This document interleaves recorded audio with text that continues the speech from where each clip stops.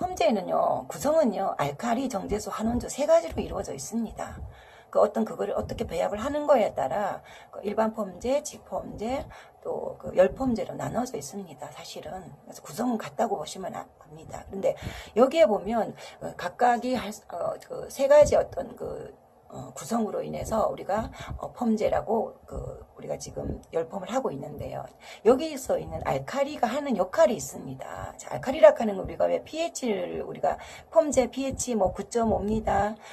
pH 8.3입니다. 하는 그 알칼리. 그리고 여기가 요거의 어떤 수소이온 농도로 인해서 알칼리 결정이 되는 요 알칼리인데요.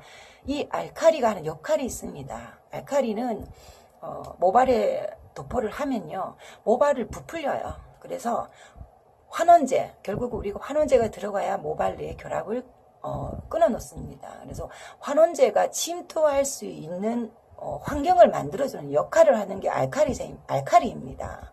이렇게 쉽게 말하면 촉매 역할을 하는 거죠. 그죠?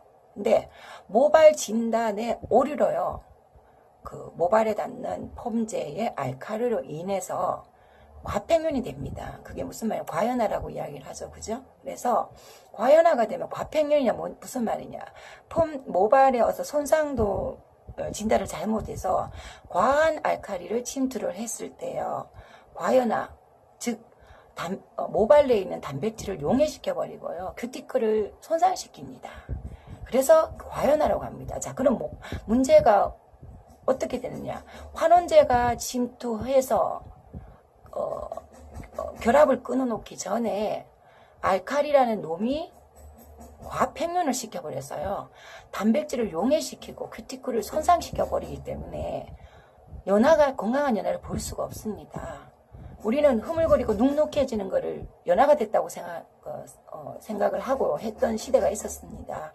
그거는 모발이 건강이기 때문에 그나마 견뎠습니다. 지금은 아니에요. 연화는 짱짱하고 건강한 연화를 보셔야 됩니다. 지금 비너스 쓰시는 분들은 그걸 다 하시고 계시지만 아직도 비너스를 쓰시지 않는 분들은 그 연화가 됐다고 생각하는데 누구나 경험하실 겁니다.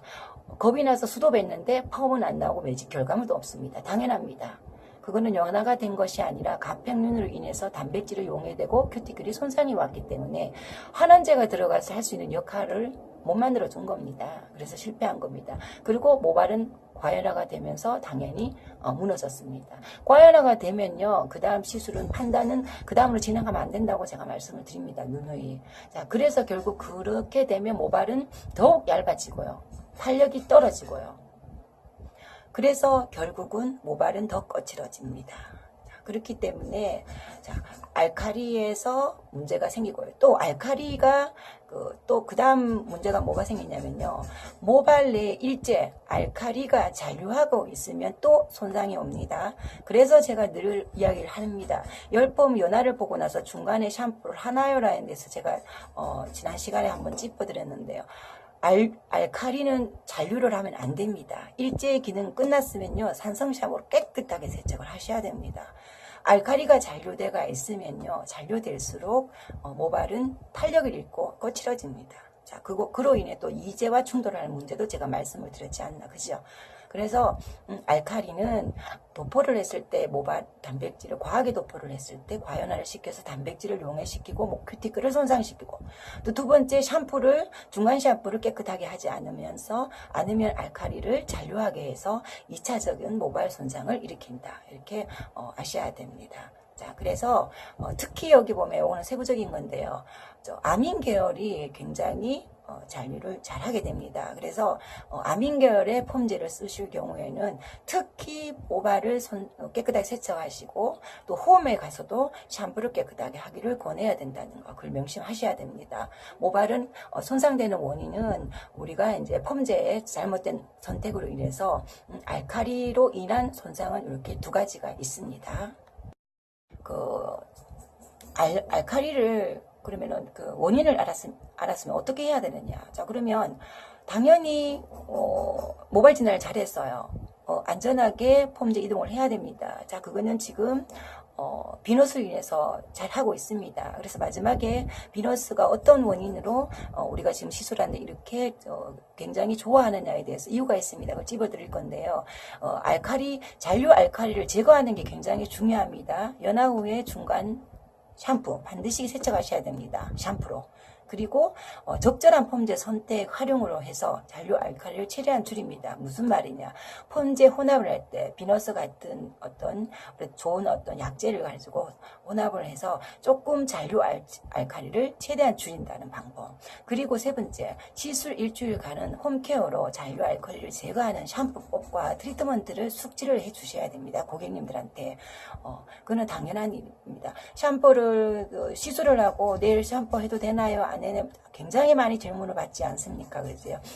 제대로 된 열펌 시술을 하면요 상관이 없고 반드시 하셔야 됩니다. 오히려. 그리고 펌제가 아까도 말씀드렸듯이 지금은 굉장히 손상을 많이 일으키는 시술 많아서 그런 시술법을 많이 쓰기 때문에 지금은 또 그전하고 다르게 그 다음날 샴푸를 하는 거를 저는 권하기를 바랍니다. 자, 그리고 그 다음 두 번째, 알칼리로 인해서, 폼제에 들어있는 알칼리로 인해서 또 손상을 일으켰잖아요. 그죠? 그럼 환원제에 의해서, 알칼리, 환원제, 정제수가 세 가지가 폼제에 들어있다고 제가 말씀을 드렸지 않나요? 그죠?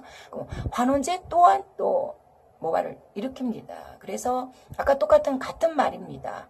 환원제가 과하게 도포를 합니다. 우리가 도포를 할 때. 그러면 그 환원제가 과하게 도포한 상태에서 중간 샴푸, 마지막 샴푸를 깨끗하게 하지 않는다면 그 환원제가 남아있어서요. 산화되지 못한 환원제가 결국 모발에 누적이 됩니다. 그래서 모발은 쉽게 말하면 돌연변을 일으켜서 또 약해지고 거칠어진다는 겁니다. 그래서 웨이브 유지력도 당연히 짧아지고요. 그리고 산화되지 못한 환원제가 붕괴돼가지고 손상 모발로 진행이 됩니다. 그래서 계속 이야기하지만 시술 시, 시술 중간, 시술 후 샴푸 세척하는 것은 열펌의 기본입니다. 그래서 그거를 반드시 숙지하셔야 됩니다. 그러면 자, 두 번째, 시술자의 미숙한 열 조절로 인해서 손상을 일으키는데요. 이 당연한 거는 누구나 잘 아시지 않습니까? 그죠? 그래서 다시 말하면 일제를 열 손상에 의해서는 두 가지가 있는데요. 일제를 깨끗하게 중간 연화보고 중간 샴푸를 깨끗하게 하지 않고 잔류를 시키면요.